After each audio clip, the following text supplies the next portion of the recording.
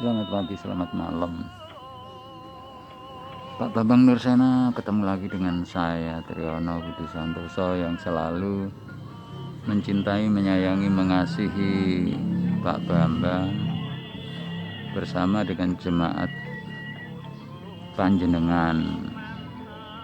Kenapa saya selalu ada di tengah-tengah Pak Bambang bersama jemaat? Karena saya lihat di video-video jenengan, begitu banyak manusia yang antusias sekali memperhatikan penjelasan panjenengan tentang Tuhan, tentang agama, tentang kesesatan dan kebenaran, tentang nabi-nabi, dan juga manusia-manusia yang ada di permukaan bumi yang telah tiada, yang sehingga menjadi sejarah yang telah banyak dilupakan oleh manusia. Akan tetapi saya merasa terpanggil dikarenakan kepedulian saya terhadap jerih payah panjenengan yang telah berusaha untuk menjelaskan kepada manusia tentang siapa sebenarnya Tuhan kita, Tuhan semua manusia. Jadi kalau selama ini panjenengan menjelaskan dengan berdasarkan sejarah-sejarah, maka sama juga saya akan mengajak panjenengan introspeksi diri sejak kita lahir itu. Apa yang kita sebenarnya tahu? Kita tidak pernah tahu apa-apa. Bahkan kita tidak berdaya apa-apa, tidak bisa apa-apa. Kita hanya bisa menangis, kemudian hidup sebagaimana bayi.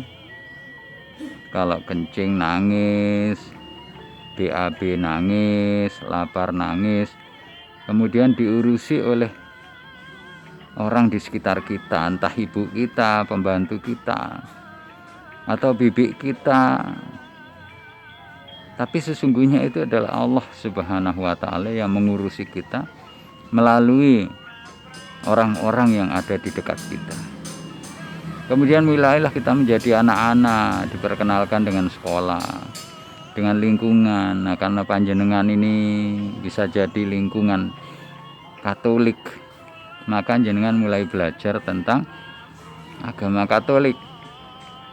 Seandainya panjenengan hidup di lingkungan orang-orang Islam, otomatis bisa jadi dengan persentase yang sangat besar jenengan akan menjadi orang Islam.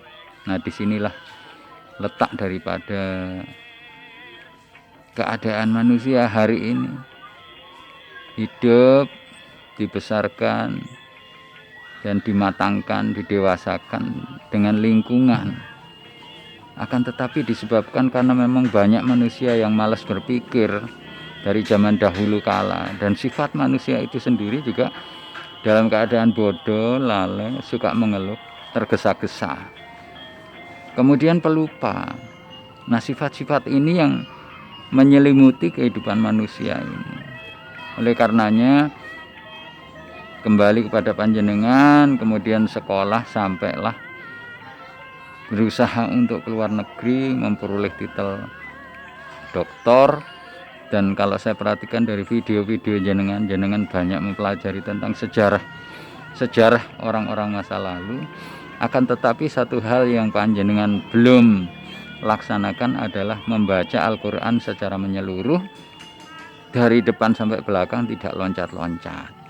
Kemudian pengalaman-pengalaman pribadi yang berhubungan dengan ayat-ayat Al-Quran, dengan hadis-hadis Nabi, jenengan ini sangat amat kurang, sehingga panjenengan tetap dalam keadaan seperti ini sampai saat ini. Mudah-mudahan setelah menyaksikan video yang saya tayangkan ini, ya ini saya minta maaf dalam keadaan audio saja, karena saya memang tidak tertarik untuk menampakkan wajah saya.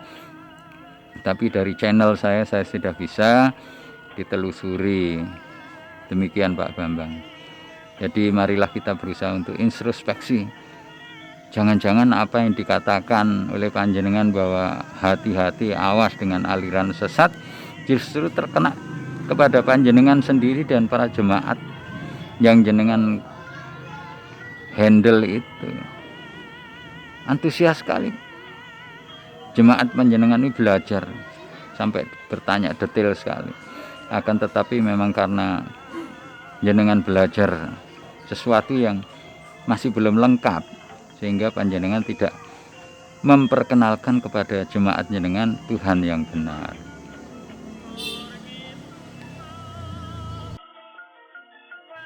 Siapakah Tuhan yang benar?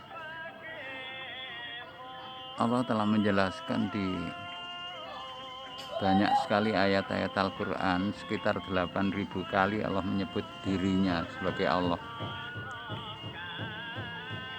Dikarenakan memang sangat pentingnya untuk memasukkan ke dalam jiwa-jiwa manusia yang lemah ini,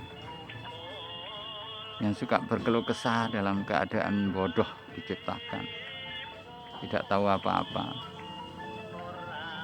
agar supaya manusia ini selalu hatinya terpaut kepada Allah, mengetahui siapa Allah yang sebenarnya. Yang mengawali seluruh alam jagat raya ini adalah Allah, Tuhan kita. Dan Allah maha hidup, kekal abadi, yang tidak akan pernah mati. Tidak pernah mati dan tidak akan pernah mati. Allah lah yang menciptakan alam jagat raya ini beserta isinya, kemudian memberikan rezeki kepada makhluk-makhluk ciptaan Allah yang membutuhkan makan, minum, dan sebagainya. Ini telah menjadi tanggung jawab Allah, sehingga tidak heran sebenarnya air ini gratis, udara ini gratis, angin yang semilir, yang sejuk, yang indah, yang bisa membuat kita ini senang, tentram, mengatakan segar sekali udara hari ini, itu juga gratis. Cahaya matahari gratis, cahaya bulan gratis, semua dalam keadaan gratis. Kenapa sekarang menjadi mahal, menjadi membeli? Karena memang ada yang mengelola. Ada yang mengelola udara, ada yang mengelola air dan sebagainya. Otomatis jasa mereka mengelola udara inilah kita bayar alat-alat yang digunakan oleh mereka untuk mengelola udara, misalnya AC, kipas angin dan sebagainya.